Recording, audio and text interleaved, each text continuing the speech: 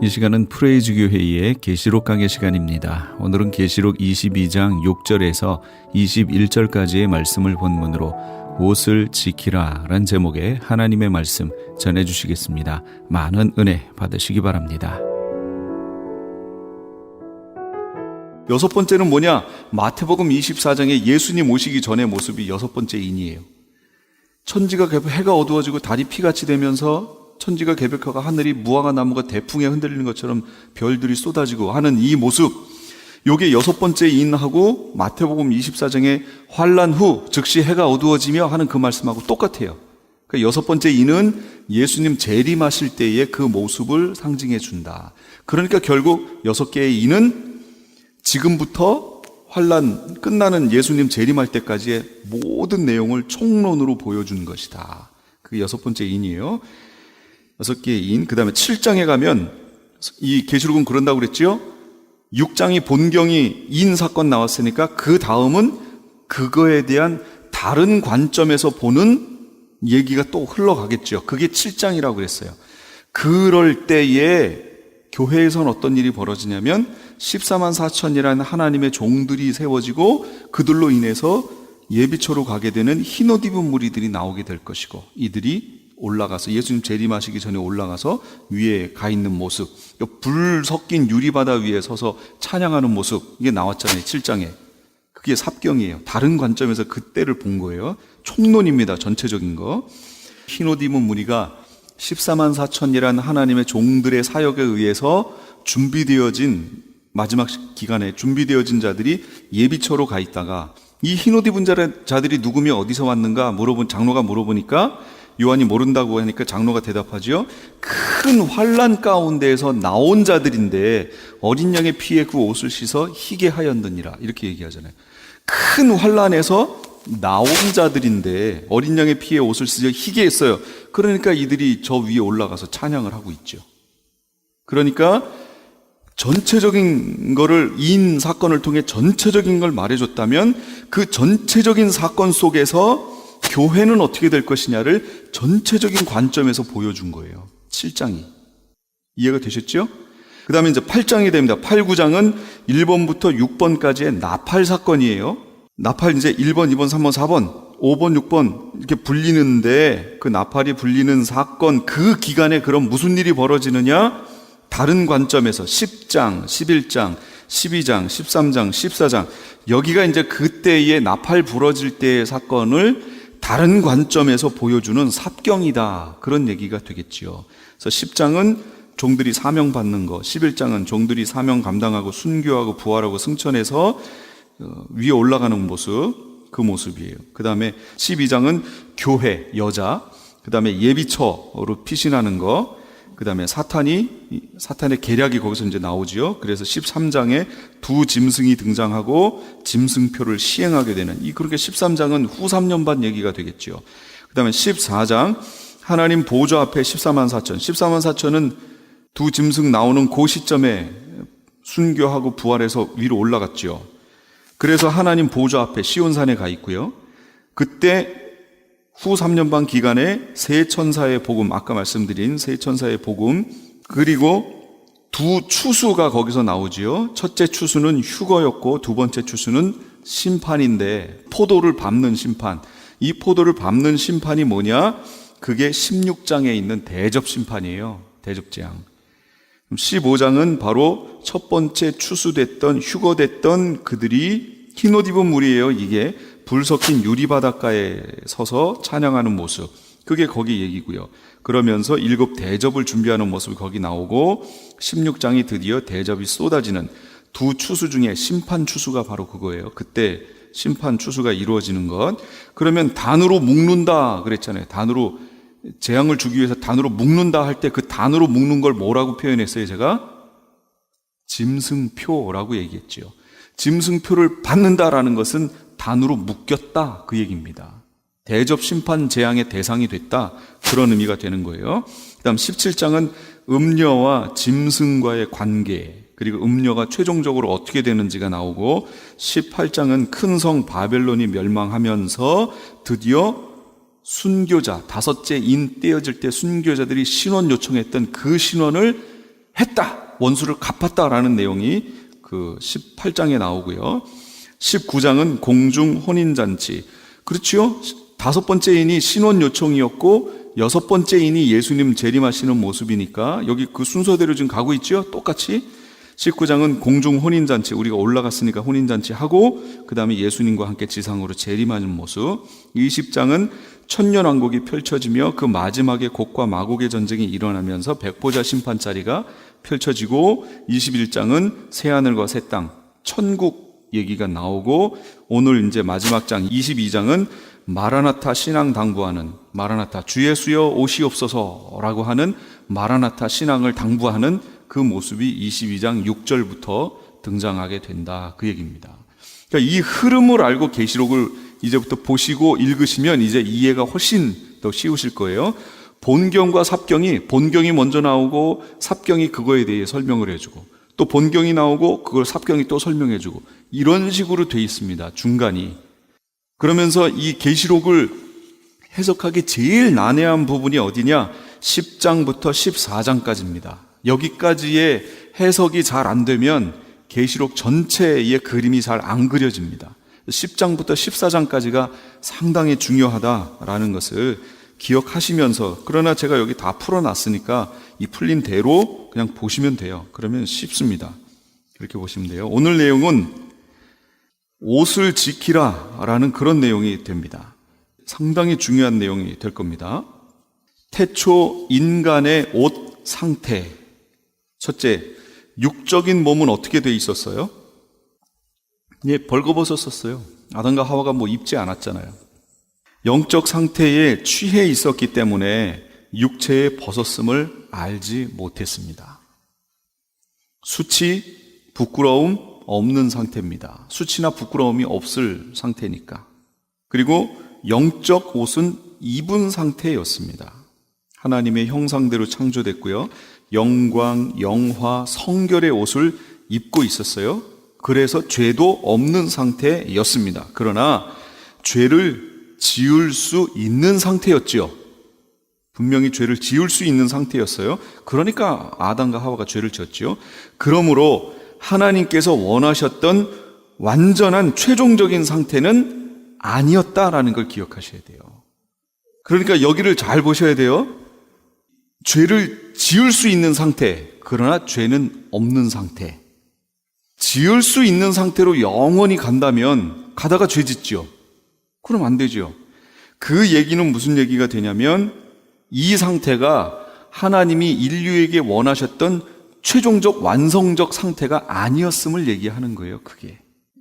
그래서 우리가 타락하고 죄를 짓고 하는 이것이, 하나님은 완벽하게 지어놨는데 우리가 거기서 죄를 짓는 바람에 하나님이 실수, 여기서 다른 계획을 세워야지 하고 예수 그리스도에 대한 계획을 그때서 세웠다. 이건 잘못됐다는 얘기죠.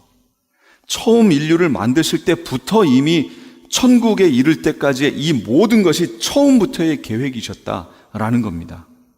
중간에 만약에 실패하시면 하나님이 예상치도 못한, 하나님이 의도치 않은 어떤 것들이 나타난다라는 거잖아요. 그렇지 않습니다. 다 하나님의 계획 속에 있는 거예요. 그러나 그 계획 속에 있었다는 말 가지고 이제 우리가 질문을, 너무나 많은 것들을 만들어낼 수 있죠. 우리가 원망하면서 표현할 수도 있겠지요. 그러나 그런 것들은 하나님의 주권 아래에 있는 건데, 그걸 이제 바울은 뭐라고 표현했냐면, 이 사람아, 토기장이가 하나는 귀히 쓸 그릇을, 하나는 천히 쓸 그릇을 만들 권한이 없느냐? 이렇게 대답한 거예요, 바울은.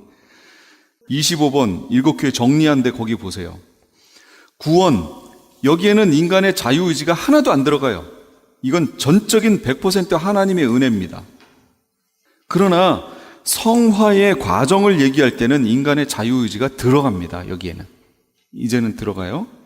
그러니까 이런 것들을 조화를 시켜서 우리가 해석할 필요가 있다라는 겁니다. 성경을 보실 때 그렇게 하시는 게 좋겠어요. 이건 했던 거니까 시간 가니까 제가 빼고요. 이제 그럼 왜 인간이 벌거벗었는가?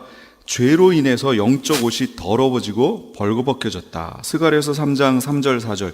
여호수아가, 이건 우리가 아는 그 여호수아서에 있는 여호수아가 아니고 대제사장 여호수아입니다. 여호수아가 더러운 옷을 입고 천사 앞에 서 있는지라 여호와께서 자기 앞에, 스가랴가 환상을 보는 거예요. 이게 더러운 옷을 입고 천사 앞에 서 있는지라 여호와께서 자기 앞에 선지자들에게 명령하사 그 더러운 옷을 벗기라 하시고, 더러운 옷은 어떻게 해야 돼요? 벗겨야 돼요. 벗어진다는 얘기죠. 그런데 다행히 여호수아에게는 하나님이 그 더러운 옷을 벗기시면서 네 죄악을 제거하여 버렸으니 내게 아름다운 옷을 입히리라 하셨으니까 이 대제사장으로서의 역할을 감당하게 된 거지요. 일반적으로 더러워지면 그 옷은 그냥 벗겨지고 끝납니다. 수치 상태로 끝나는 거예요. 여긴 대제사장이니까 주님이 그 대제사장의 역할을 감당케 하기 위해서 옷을 입혀주신 거지요. 그 일을 하라고. 일반적인 사람들이 신앙생활을 하면서 이 옷이 더러워지면 벗겨져 버립니다. 그럼 끝이란 얘기예요. 끝. 이제 그 내용이 쭉 나올 거예요. 계속 보세요. 창세기 3장 10절 11절 이르되 내가 동산에서 하나님의 소리를 듣고 내가 벗었으므로 두려워하여. 벗었으므로 두려워하여. 자신의 영적인 옷이 벗겨지고 나니까 육적인 허물이 보이기 시작하는 거지요. 육적인 수치가 드러나기 시작합니다. 그래서 결국은 자기의 벗었음을 깨닫게 됩니다. 죄로 인해서 영적인 옷이 더러워지고 결국 벗겨집니다. 그럼 죄의 근본은 선악과에 걸려 넘어진 결과다.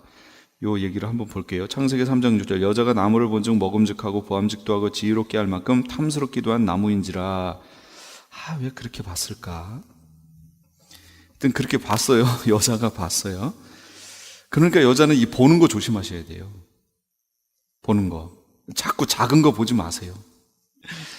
자꾸 여기에 작은 거, 여기에 작은 거, 이렇게. 그러니까 작은 거 보시면 보는 걸 통해서 이게 싹 들어옵니다. 근데 거기에 마음 두지 마세요.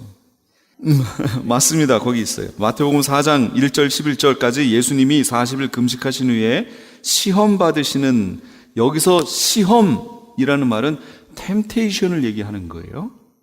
여기서 말하는 시험은요, 그건 넘어지게 하는 시험을 말하는 거예요. 유혹을 말하는 거예요. 유혹. 하나님은 우리를 시험하지 않으신다라는 구절이 있죠. 야고보서에. 거기 있는 하나님은 우리를 시험하시지 않고 친히 시험 받지도 않는다라고 할 때 거기서 말하는 시험이 바로 템테이션이에요. 하나님은 우리 인류를 템테이션 하시지 않습니다. 그런데 아브라함을 하나님이 시험하셨잖아요. 그 시험은 뭘까요? 그렇죠. 그건 테스트란 말이에요. 아브라함의 신앙의 정도가 어느 정도인지를 보시는 테스트였던 거지, 유혹해서 넘어뜨리기 위한 템테이션이 아니었다라는 거죠. 마귀가 그렇게 합니다. 그래서 여기 예수님을 그렇게 했어요. 시험했어요. 돌이 떡이 되게 하고 성전에서 뛰어내리라. 그럼 천사들을 명해서 발이 돌에 부딪히지 않게 받들어 줄 것이다. 산에 올라가서 모든 영광을 보이면서 나에게 절해라, 경배해라. 그럼 이 모든 것을 내가 너에게 주겠다 하는, 우리 인류가 겪을 수 있는 유혹거리들, 거기 육신의 정욕, 안목의 정욕, 이생의 자랑거리들, 그 시험을 아담과 하와는 통과를 못했죠. 첫 인류 아담은 통과를 못했어요. 실패했어요. 그러나 두 번째 아담 대신 예수 그리스도는 그 시험을 받았음에도 불구하고 통과하십니다.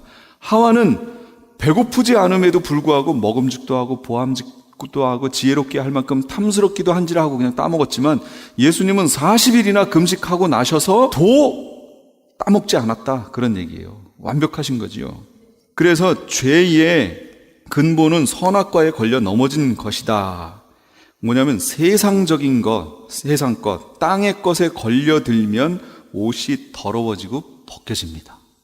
세상 것, 땅의 것. 땅의 것이 뭐냐? 요한일서 2장 15, 16절. 이 세상이나 세상에 있는 것들을 사랑하지 말라. 누구든지 세상을 사랑하면 아버지의 사랑이 그 안에 있지 아니하니. 이는 아버지의 사랑이 아닌 다른 것이 들어오는데, 뭐가 들어오냐면 그게 세상 것이에요. 육신의 정욕, 안목의 정욕, 이생의 자랑이니 다 아버지께로부터 온 것이 아니요 세상을 쫓아온 것이라. 육신의 정욕 뭐예요? 육신, 성적인 정욕. 안목의 정욕 뭘까요? 쉽게 표현해요. 지금 윈도우 쇼핑 하신 다음에 갖고 싶다. 결국 그거 사잖아요.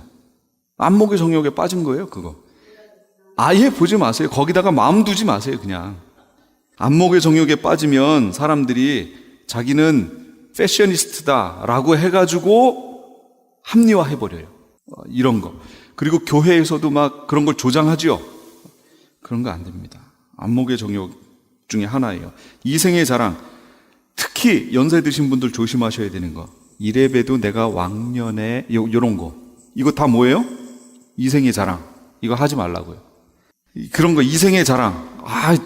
뭐 어떤 분들은 그래요.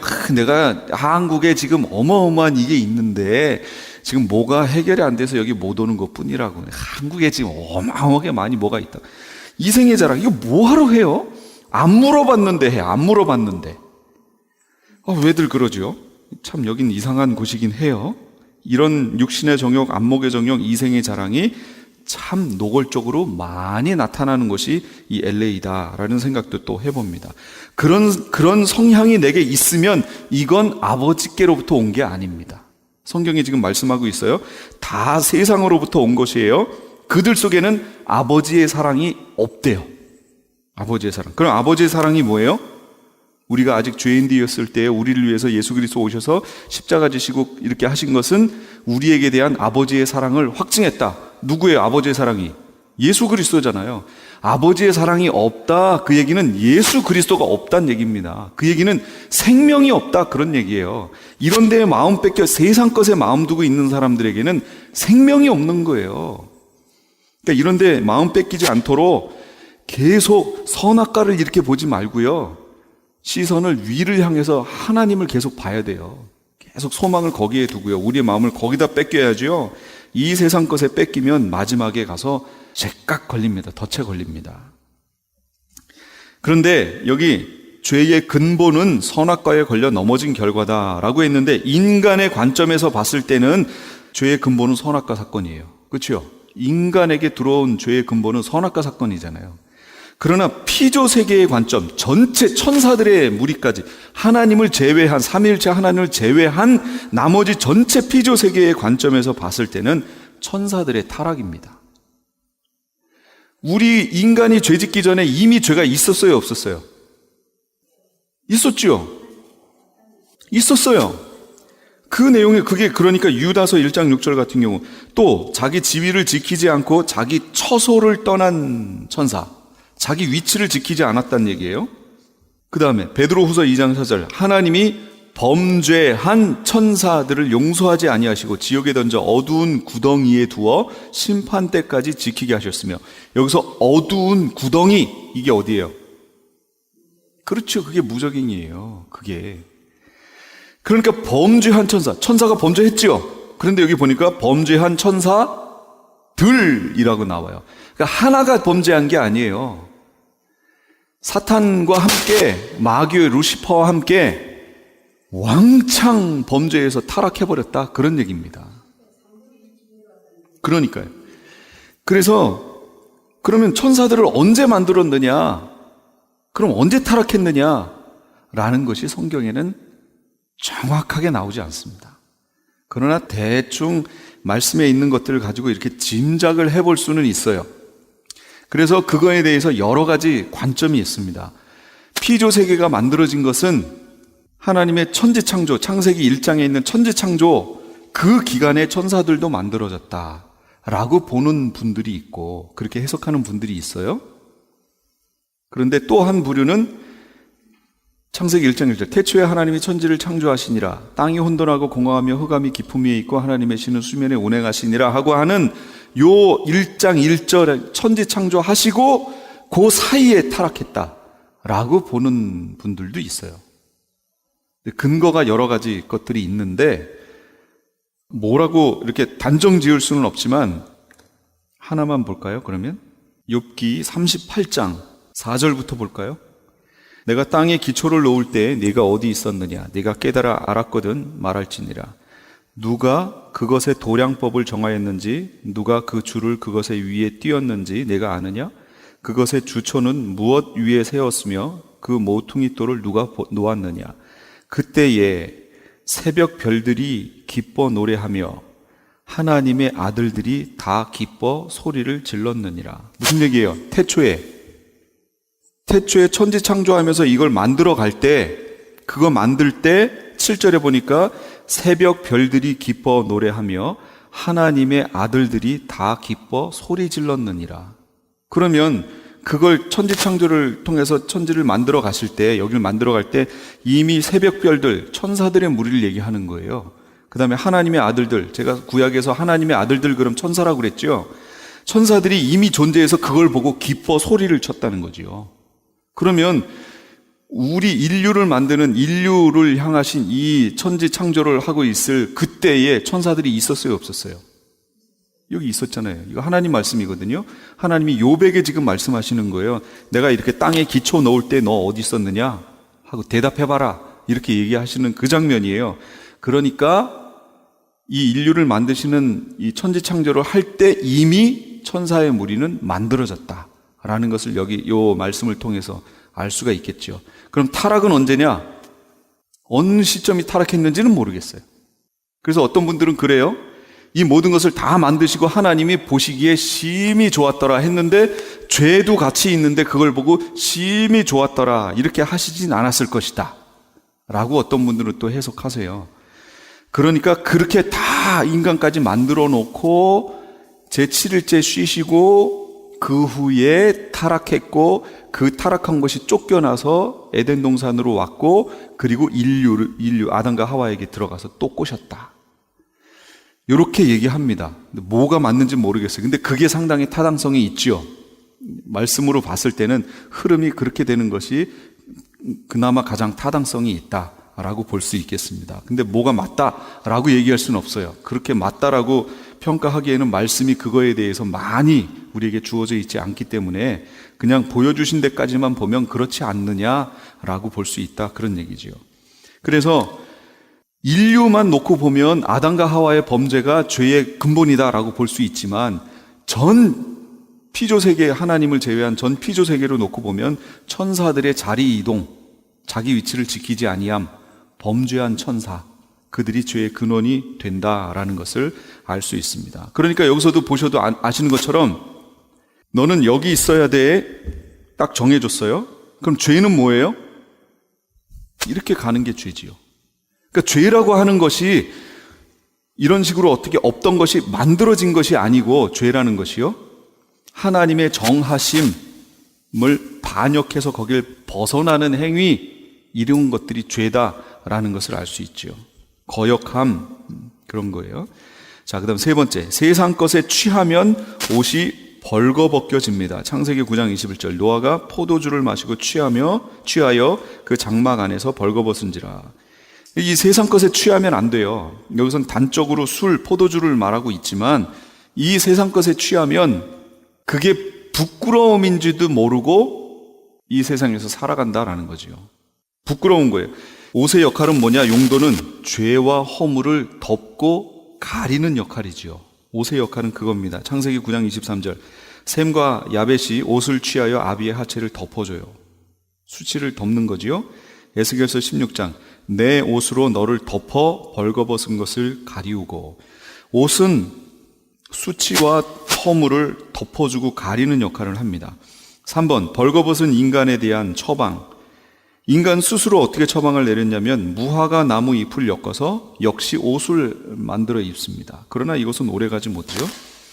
하나님의 처방은요, 창세기 3장 21절, 여호와 하나님이 아담과 그의 아내를 위하여 가죽옷을 지어 입히시니라. 그래서 이게 원시복음이 되는 겁니다.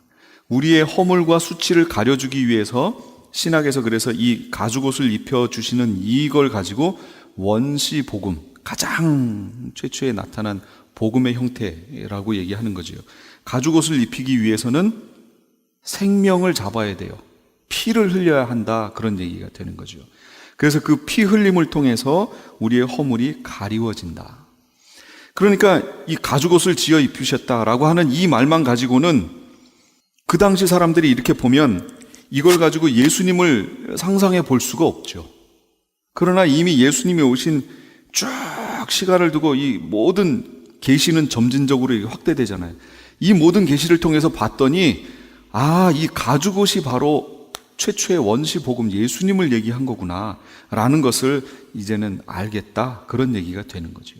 그래서 어떤 분은 그래요. 아벨과 가인이 제사를 했는데 거기서 보면 아벨과 가인 제사의 차이점이 뭐예요? 양하고 곡식. 그럼 양 곡식과 차이가 뭐죠? 양하고 곡식. 생명의 차이가 있다라는 거죠. 피 흘림이 없은즉 사함이 없다라고 했다는 거죠. 그러니까 하나님께 제사했다라는 것 자체는 첫째 아담을 통해 배운 거죠. 아담은 전혀 안 했는데 자식들이 어느 날 갑자기 이거는 힘들다 그런 얘기입니다. 그러니까 부모를 통해서 배운 거지요. 배웠는데 아벨은 정확하게 그 제사가 왜 하나님께 드려야 되는지를 정확히 안 거지요. 생명이 있어야 하는구나 라고 하는 걸 정확히 알았고, 가인은 생명이 없는 자기 보기에 선한 것으로 드린 거지요. 그러니까 결국은 그것을 통해서 하나님이 한쪽은 받고 받지 않고, 하나님이 원하시는 제사냐 내가 원하는 제사냐, 내가 원하는 것이면 요건 종교가 되는 거고 하나님이 원하시는 것이 되면 요건 생명이 되는 것이다 라는 것을 우리가 보게 되죠. 그때 하나님의 처방은 우리에게 예수 그리스도를 예표해서 보여주시는 것이 되었다. 영원한 옷을 지어 입혀주시는 겁니다. 결국 그래서 우리가 마지막에 계시록 22장에 뭐가 나와요? 옷 입혀주시지요. 결국 두루마기 옷을 입혀주신단 말이에요. 결국. 그러니까 옷 얘기예요. 그래서 성경은 제가 여기 오늘 제목이 옷을 지키라라는 얘기가 뭐냐면 결국 성경에 있는 모든 내용은 옷 얘기예요. 옷. 무슨 옷을 입을 것이냐 하는 그 옷 얘기가 성경에 있는 얘기입니다. 그럼 옷의 종류가 있어요. 인간의 죄가 두 종류이듯이 옷도 두 종류입니다. 첫째는 원죄가 있지요. 원죄. 대표성의 원리에 의해서 인류의 대표인 아담이 지은 죄. 아담 입장에서 보면 구원을 상실한 거예요. 옷이 벗겨진 거지요. 그러나 우리 입장에서 보면 태어날 때부터 마귀의 자녀로 태어나고 벌거 벗겨져서 태어납니다. 예전에 처음 아담이 만들어졌을 때는 영화로운 옷을 입고 있었으나 그 후에 모든 세대는 태어나면서부터 벌거 벗고 태어납니다. 육체뿐 아니라 그 영혼까지도 그렇다는 거예요. 그러니까 구원이 없어요. 그걸 우리는 속옷이라고 얘기할 수 있어요. 원죄에 대응하는 옷은 속옷, 요건 구원의 옷이다 라고 말할 수 있습니다. 믿음으로 받는 거예요. 믿음으로. 구원의 옷, 믿음으로 받습니다. 두 번째는 자범죄입니다. 자기 자신이 지은 죄를 얘기하지요. 이사야 64장 6절. 무릇 우리는 다 부정한 자 같아서 우리의 의인은 다 더러운 옷 같으며 우리는 다 잎사귀같이 시들므로 우리의 죄악이 바람같이 우리를 몰아가나이다. 그래서 이것은 겉옷이라고 얘기할 수 있어요. 대응하는 옷이. 그리고 이것은 의의 옷이다 이렇게 얘기할 수 있습니다. 의의 옷. 말씀을 지켜 행위로 믿음을 지키는 것을 얘기해요. 이사야 61장 10절. 내가 여호와로 말미암아 크게 기뻐하며 내 영혼이 나의 하나님으로 말미암아 즐거워하리니 왜요? 이는 그가 구원의 옷을 내게 입히시며 속옷이에요. 그 다음 공의의 겉옷을 내게 더하심이. 공의의 겉옷, 의의 옷이에요. 공의의 겉옷. 신랑이 사모를 쓰며 신부가 자기 보석으로 단장함 갖게 하셨음이라. 그러니까 크리스천들이 구원의 속옷과 의의 겉옷을 입는 것은 혼인 예식 준비를 하는 것과 마찬가지다 그 얘기입니다. 우리 지금 혼인 예식 할 거지요? 혼인 잔치 들어갈 거잖아요. 그럼 뭘 갖고 준비하느냐 그거. 뭘 갖고 혼인 준비 신부 단장을 하느냐? 옷 갖고 한다 그 얘기입니다. 옷. 구원의 속옷, 의의 겉옷, 그걸 가지고 단장한다 그 얘기를 지금 하는 거예요. 성도들의 옷, 우리는 이미 두 종류의 죄에 다 포함되어 있습니다. 옷을 입는 방법 밖에는 해결책이 없어요. 그럼 언제 옷을 입게 되나? 첫째 속옷이에요. 세례 받을 때 그리스도로 옷을 입게 돼요. 갈라디아서 3장 27절. 누구든지 그리스도와 합하기 위하여 세례를 받은 자는 그리스도로 옷 입었느니라. 이게 구원의 속옷 얘기하는 겁니다. 뿐만 아니라 속옷과 의의 겉옷을 같이 주십니다. 처음에 같이 주십니다 라고 제가 표현했던 것들을 기억해 놓으세요. 자, 옷 입은 자의 자세는 그럼 어떻게 해야 되느냐? 예수 그리스도를 영접할 때 구원의 속옷과 의의 겉옷을 입습니다. 그럼 그렇게 옷을 입은 사람은 어떻게 해야 되느냐? 옷을 더럽히지 않도록 해야 됩니다. 계시록 3장 1-4절.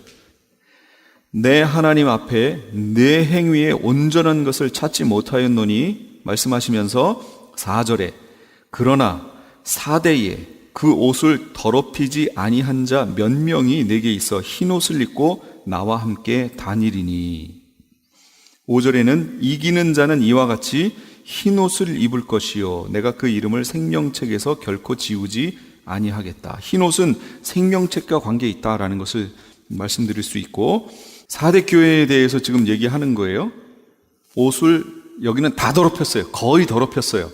그런데 그 중에 옷을 더럽히지 아니한 자 몇 명이 있대요. 4대 교회에. 그럼 요즘 교회들을 생각해 보세요. 요즘 교회들 구원의 옷, 의의 겉옷 처음에 다 받았죠? 그러면 옷을 더럽히지 않은 자가 교회 안에 몇 명일까 한번 생각을 해보시라 그 얘기입니다. 그럼 옷을 더럽히지 않았음을 어떻게 할 수 있느냐? 그의 행위, 삶을 보면 돼요. 또 그의 성품을 보면 됩니다. 성품. 이따 베드로후서 얘기 쭉 나올 거예요. 그럼 뒷장에 있는 것 같아요. 그럼 거기에 나와요. 성품, 신의 성품이 내 속에 있느냐? 그걸 봐야 된다는 거예요. 그래서 그거를 바울은 뭐라고 그랬어요? 베드로는 신의 성품에 참여하는 자라고 표현했지만 바울은 그걸 갈라디아서에서 성령의 9가지 열매 이렇게 표현했다고요. 그 열매 다 성품이지요. 성품과 관계 있어요. 그게 열매란 말이에요. 그런 것들이 나타나는 자는 옷을 깨끗하게 보존하고 있는 자지만 교회를 다니긴 다니지만 그런 것과는 전혀 상관없이 나중에 어디선가 만났는데 교회 안에서 우연히 만났어요. 그랬더니 상대방이 교회 다녔어? 이러면 뭐예요? 그 사람은 삶의 열매가 없었다 그 얘기예요. 교회 다녔지. 그러면 그렇지. 이렇게 나오면 그 사람은 삶 속에서 열매가 보였었단 얘기죠. 성품의 열매가, 성령의 열매가. 그런 얘기를 들어야겠지요. 그걸 통해서 교회를 한번 이렇게 여기 성도님들이 다니시는 교회를 한번 생각해 보세요. 그러면 옷을 더럽히지 않고 지금 준비되어 있는 사람이 그 교회 안에 몇 명일까? 한번 생각해 보세요. 그러면 아마도 많지 않을 거리요. 많지 않을 겁니다. 이게 안타까운 얘기예요. 여기 4대 교회도 그랬단 얘기예요. 옷을 더럽히지 않은 몇 명이 있대요. 몇 명이. 이것은 교회에게 하시는 말씀인데 참 두려운 얘기죠. 그럼 옷이 더럽혀지면 어떻게 해야 되느냐? 옷이 더럽혀진 사람은 이제 그럼 소망이 없느냐? 아니요. 옷을 씻으면 됩니다. 계시록 22장 14절 두루마기를 빠는 자들은 복이 있다 그랬어요. 그러면서 거기에 오늘 본문 읽었던 데지요. 왜요? 생명나무에 나아가며 문들을 통해 성에 들어갈 권세를 얻기 때문에 빠는 자들이 복이 있다 그 얘기입니다. 출애굽기 19장 14절 모세가 시내 산에서 내려와 백성들에게 이르러 백성을 성결하게 하니 그들이 자기 옷을 빨더라. 그러니까 교회에 올 때도요, 율법이 되면 안 돼요. 이것이 화려하고 좋은 옷을 입으란 얘기가 아니에요. 깨끗하게 단정하게 라는 얘기입니다. 삶과 이게 같이 나타나야 한다라는 거예요. 내 삶의 주변이 지저분하고 더럽다 그러면 그 사람의 영적 상태도 거의 그거랑 비슷하게 가요. 그러니까 영적 상태가 깨끗하고 맑다 그럼 그 주변도 그렇습니다. 모든 면에서 따라가게 돼 있어요. 그러니까 옷을 씻어야 돼요. 옷을 어디다 씻어야 되느냐? 계시록 7장 14절 어린 양의 피에 그 옷을 씻어 희게 하였느니라. 어린 양의 피에 그 옷을 씻으래요. 그럼 옷을 씻는다는 것의 실제적 의미는 뭐라고요? 죄를 뭐 하는 거예요? 회개하는 거예요. 회개. 그래서 이 마지막 시대의 메시지는 회개가 되어야 한다라는 걸 지금 얘기하는 겁니다. 이 회개가 얼마나 중요한지 몰라요. 한 번 구원이 영원한 구원이에요? 그렇게 주장하는 이단은요, 구원파. 예수 처음 믿을 때 한번 회개했으면 그 다음 회개가 필요 없대요. 끝! 만약 진짜로 그 교리가 정말로 진리라고 믿고 신앙생활하는 사람들이 있다면요, 그 사람들 예수 믿을 때 처음 회개했어요. 그 후로 그 사람들이 죄를 하나도 안 졌을까요? 그럴 수 있어요? 없지요. 그럼 그 사람 천국에 가기는 힘듭니다. 옛날에 한번 했던 회개가 다 용서했다. 그러면 여기 왜 교회에 대해서 왜 예수님이 자꾸 회개하라고 얘기하죠? 만약 그 교리가 맞다면 교회에 대해서 회개하라고 얘기하시면 안 되죠. 교회는 이미 회개하고 들어왔잖아요. 그러니까 교회가 됐지요. 그런데 왜 그들에게 다시 회개하라고 자꾸 말씀을 하시는 거예요? 여기 7교회 중에 5교회가 회개하라, 그렇지 않으면 이 얘기를 계속 듣거든요. 그러니까 한 번 회개가 영원한 회개가 되는 게 아니라는 걸 지금 여기 계시록에서 계속 얘기하고 있잖아요. 회개는 끊임없이 하는 겁니다. 그래서 여기 성경에 뭐라고 그래요?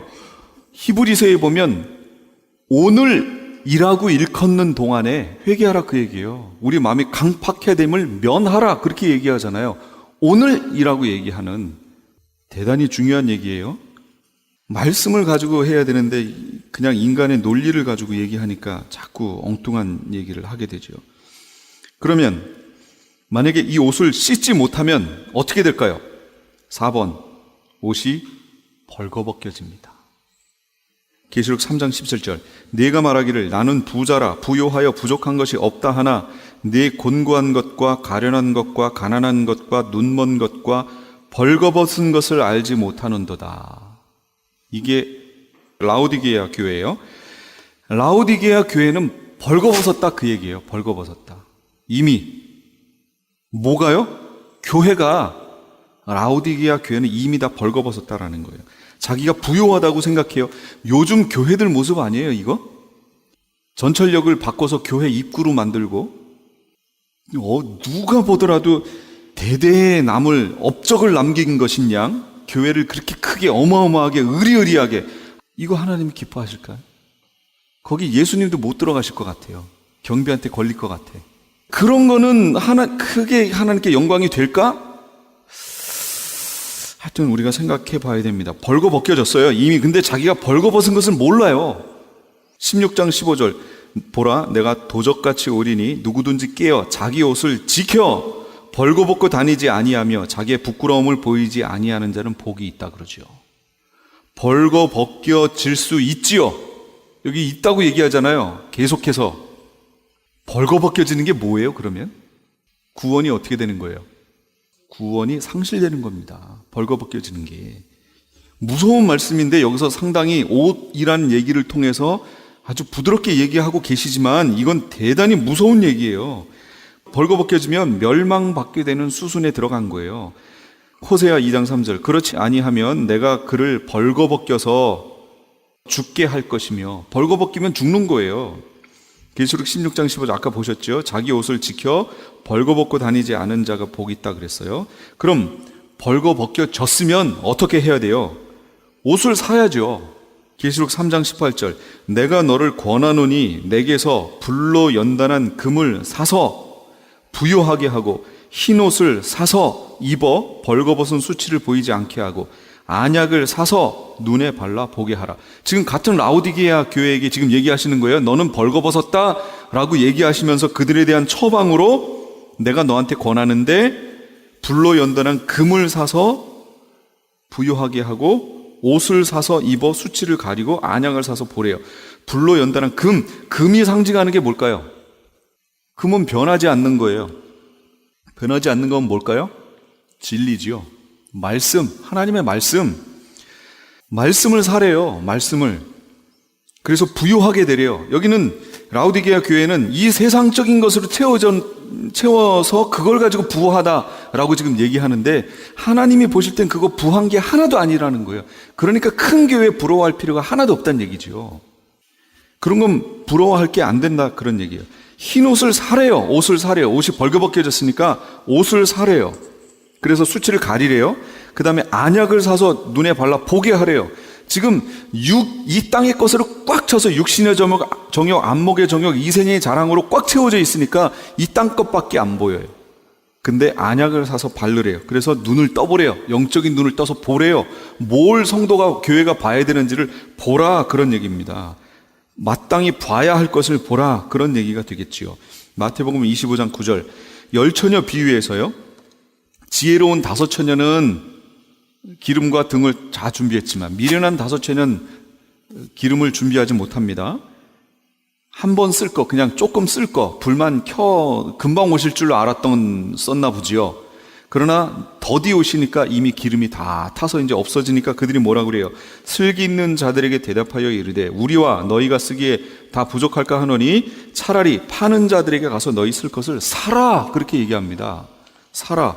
근데 사는 것도 때가 있어요. 이 미련한 다섯 처녀가 가서 사왔더니 어떻게 됐어요? 때는 늦었어요. 문이 닫혀버렸다고요. 그러니까 사는 것도 때가 있어요. 그렇다면 사라는 것의 의미가 뭐냐를 봐야겠지요. 계속 성경은 사라고 자꾸 얘기하는데 이사야 55장 1절 3절 같이 한번 읽어볼게요. 시작.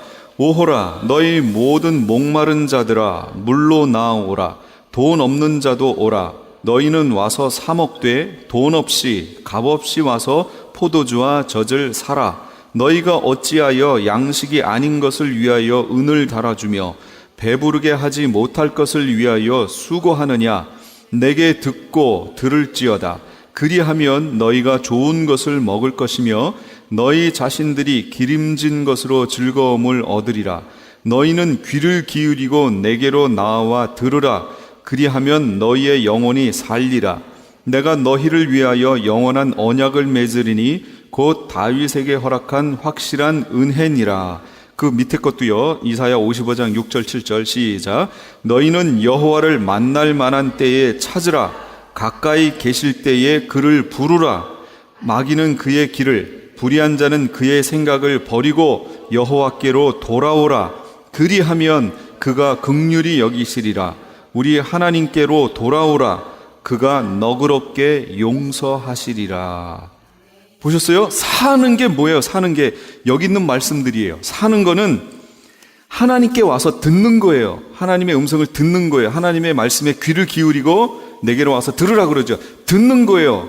그 다음에 하나님을 찾는 거예요. 여호와 하나님을 찾는 거. 그리고 여호와 하나님을 부르는 거예요. 여호와 하나님께로 돌아가는 것, 이게 사는 거예요. 그럼 우리에게 지금 살 기회가 있어요, 없어요? 있어요. 지금이 그래서 살 기회예요. 사야 돼요. 지금 벌거벗겨졌어요. 라우디게아 교회처럼 지금 여기 지구상에 있는 이 땅에 있는 교회들 얼마나 많이 벌거벗겨졌어요, 교회들이. 그러나 아직 기회 있다, 그 얘기입니다. 그래서 이 말씀이 전해져야 된다, 그 얘기예요. 우리에겐 기회가 있어요. 개인적으로 적용해요. 개인이 지금 죄 가운데 들어가가지고 완전히 벌거벗겨질 수 있지요. 그러나 아직까지는 기회가 있어요. 그러나 신랑이 와버리면 기회가 없어요. 끝난 거예요. 아직까진 기회가 있어요. 그래서 노아의 때와 같고 롯의 때와 같다 하는 말을 구별을 잘 해보세요. 그거는 노아가 있을 당시에 있는 일들이 그런 일들이 벌어질 것이다, 그런 때다. 또는 롯의 때와 같다는 롯이 살았을 당시에 있는 그런 때가 벌어질 것이다, 그 말도 돼요. 그것도 적용할 수 있어요. 그런데 또 한 가지 적용할 수 있어요. 노아는 때가 넉넉하게 방주를 준비했습니다. 자기 가족까지 다 넣을 수 있는 방주를 준비합니다. 긴 시간을 두고 여유롭게. 그러나 롯은 어때요? 때가 그렇지 않았어요. 천사가 몰아내서야 겨우 자기 몸만 그냥 빠져나오는 시대에 살았단 말이에요. 때가 악해요. 요즘 시대는 그럼 어느 시대일까요? 지금은 노아입니다. 지금은 아직 기회가 있다, 그 얘기예요. 그러나 롯의 시대로 넘어갑니다. 왜 넘어가나 보세요. 그러면 이제 다시 저기로 가야 돼요. 이스라엘로 넘어가야 돼요. 로마서 11장으로 넘어가야 돼요. 참 감람나무와 돌 감람나무가 있는데 참 감람나무 가지가 꺾임으로 그 참 감람나무 가지에 돌 감람나무 가지들이 접붙임을 받았죠. 그건 우리 이방 크리스찬들이죠. 접붙임을 받아 살았어요. 그러나 때가 되면 이방인의 충만한 수가 들어오면 이제 어떻게 된다고 그랬어요? 참 감람나무에 접붙여 있던 돌 감람나무들이 꺾이는 일이 벌어집니다. 그러면서 꺾였던 참 감람나무 가지들이 여기에 다시 접붙여지는 일이 벌어집니다. 요 사건이 벌어지는 거예요. 그렇다면 이스라엘에게 하나님은 70일회로 시간을 정해서 약속을 하셨어요. 지금 7년 환란은 마지막 한 일회가 남은 거예요. 그럼 69일회는 다 지나갔고요. 지금 우리가 이방인의 때인 장차라는 시간을 가고 있고 마지막 한 일회가 펼쳐질 겁니다. 그럼 이 마지막 한 일회는 누구를 위한 시간인가요? 이스라엘의 구원을 위한 시간이에요. 그 얘기는 다시 말하면 이방인의 구원의 시간은 어떻게 되는 거예요? 닫힌다, 그런 얘기입니다. 그러니까 이스라엘의 회복을 보고 우리가 마냥 이방 크리스찬인 우리가 마냥 좋아할 수는 없다, 그런 얘기예요. 우리에게 적용하면 우리 이방인 크리스찬들의 구원의 시간이 닫히는 거다, 그런 얘기입니다. 그 시각으로 이스라엘에 회복되어지는 것을 우리가 봐야 한다는 거죠. 그만큼 이제는 우리가 급해지고 있다, 그 얘기입니다. 상당히 롯의 때와 지금 가까워지고 있는 거예요. 정말 마지막에 아주 그냥 턱걸이로 딱 구원받아서 그 안으로 들어갈 사람들이 있다, 그런 얘기예요. 우리가 그 준비를 해야 한다라는 겁니다. 그래서 사는 것은 때가 있다. 사면, 주님께 돌아가면, 하나님께 돌아가면 긍휼히 여기시고 불쌍히 여기시고 우리를 너그럽게 용서해 주실 것이다. 이게 우리에게 주어진 약속이에요. 회개, 사죄의 약속. 이게 너무 중요한 약속이에요. 이것 때문에 우리가 지금 사는 겁니다. 이것 때문에. 그러므로 제일 좋은 방법은 뭐냐? 옷을 잃고 새로 사는 것이냐? 그것보다 더 좋은 방법은 처음부터 잃지 않는 거예요. 벗겨지지 않는 게 더 중요한 거예요. 이미 벗겨진 다음에 그 옷을 살려면 처음에는 복음을 받아들일 때 예수 그리스도를 통해서 그 옷을 주실 때는 전적인 하나님의 은혜로 너무 쉽게 주십니다. 그렇지요? 그러나 한번 벗겨진 옷이 다시 입혀지려면 여기서 사라고 얘기하잖아요. 그러면 처음에 우리가 옷 입었을 때랑 그렇게 똑같지 않다라는 것을 명심해야 돼요. 똑같지 않아요? 상당히 힘들 겁니다. 그러므로 5번, 옷을 지켜야 합니다.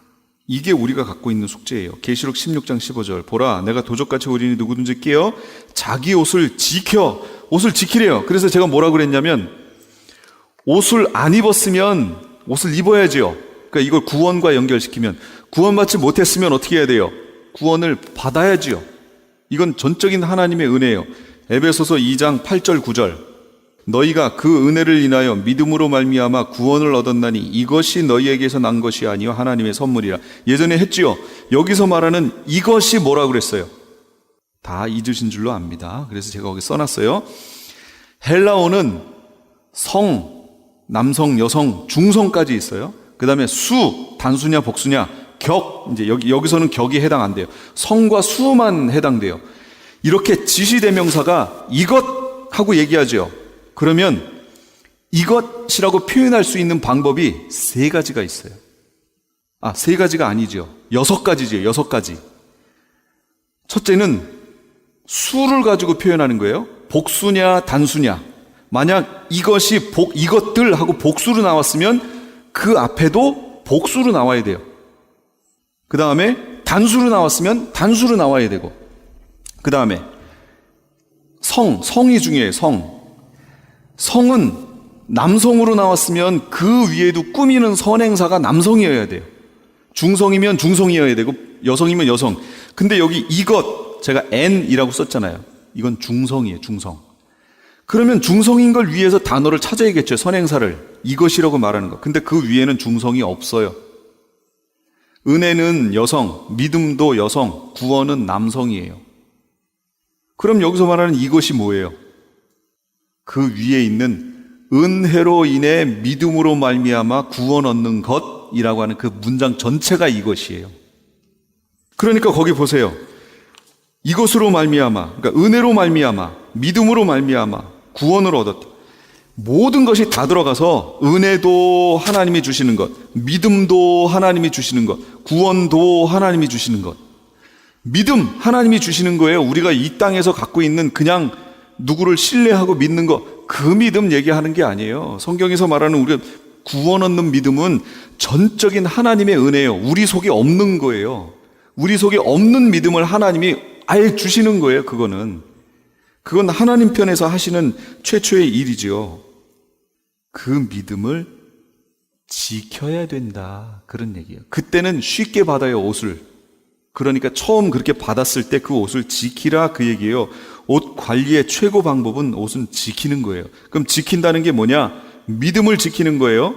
성도들의 인내가 여기 있나니 그들은 하나님의 계명과 예수에 대한 믿음을 지키는 자가 성도입니다. 디모데전서 1장 18절 20절. 믿음과 착한 양심을 가지라. 이것들은 어떤 이들이 이 양심을 버렸고 그 믿음에 관하여는 파산하였느니라. 이 가운데 후메네와 알렉산더가 있다. 여기 너무 정확하게 말씀하고 계시죠? 파선하였다. 파선했다는 말이 풍파를 만나거나 암초 따위의 장애물에 부딪혀서 배가 파괴된 걸 파선이라고 그래요. 근데 여기 보니까 믿음에 관해서 파선했다 그러잖아요. 그러면 믿음이라는 배를 띄우고 잘 가다가 그 믿음이라는 배가 파선돼 버렸다 그 얘기예요. 그럼 이 사람 어떻게 된 거예요? 우리가 여태까지 했던 말로 치면 옷이 벗겨졌다 그 얘기입니다. 그런 예로 후메네오와 알렉산더가 있다. 지금 그렇게 말해주는 거예요. 아주 구체적인 실명까지 거론해서 하는 거예요.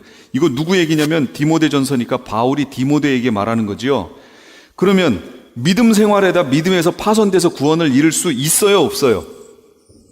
있다고 지금 여기 바울이 얘기해주고 있잖아요. 근데 왜 없다고 얘기하냐 그 얘기예요. 바울이 이름까지 거론해서 있다고 얘기해 주는데, 그러니까 이렇게 되기 전에 믿음을 지키라 그 얘기입니다. 믿음을 지키는 게 옷을 지키는 거예요. 결국은 스스로 정결케 하는 것. 다니엘 12장 10절. 많은 사람이 연단을 받아 스스로 정결하게 하며 희게 할 것이나 악한 사람은 악을 행하리니 악한 자는 아무것도 깨닫지 못하되 오직 지혜 있는 자는 깨닫게 될 것이다. 스스로 정결케 해서 옷을 지켜내야 됩니다. 스스로 정결케. 스스로. 그래서 오늘 말씀에도 있었어요. 계시록 19장 7절 8절. 우리가 즐거워하고 크게 기뻐하며 그에게 영광을 돌리세. 어린 양의 혼인기약이 이르렀고 그의 아내가 자신을 준비하였으므로 그에게 빛나고 깨끗한 세마포 옷을 입혀 허락하셨으니 이 세마포 옷은 성도들의 옳은 행실이로다. 옷을 누가 입는 거라고요? 스스로 준비하는 거예요. 신부단장 스스로 하는 겁니다. 그렇게 준비가 되면 그러면 하나님이 그에게 옷을 하나 덧입혀 주십니다. 우리가 여태까지 무슨 옷 입고 있다고 그랬어요? 구원의 속옷과 의의 겉옷 입고 있다고 그랬죠. 이것을 가지고 이 옷을 희게 지켜내고 또 더러워지면 어린 양의 피에 빨고 해서 옷을 지켜내고 결국 주님 앞에 가면 주님이 그걸 보시고 인정하시고 우리에게 뭘 주시냐면 흰 세마포 옷을 입혀주시는 거예요. 그럼 그 세마포 옷이 뭐냐? 그게 결혼 예복입니다. 그 예복을 입어야 결혼 예식에 참여하는 거예요. 근데 마태복음 22장 11절에서 13절. 임금이 손님들을 보러 들어올세 거기서 예복을 입지 않은 한 사람을 보고 이르되 친구여 어찌하여 예복을 입지 않고 여기 들어왔느냐 하니 그가 아무 말도 못하거늘 임금이 사환들에게 말하되 그 손발을 묶어 바깥 어두운 데에 내던지라 거기서 슬피 울며 이를 갈미 있으리라. 예복을 입지 않고 결혼식에 참여하면 어떻게 된다고요? 참여할 수도 없지만 혹 어떤 잘못돼서 참여했다고 쳐요. 그래도 하나님이 발견하시고 예수님이 발견하시고 바깥 어두운데 쫓아내버리십니다. 그러니까 옷을 입어야 한다라는 얘기죠. 옷 입는 게 이렇게 중요해요.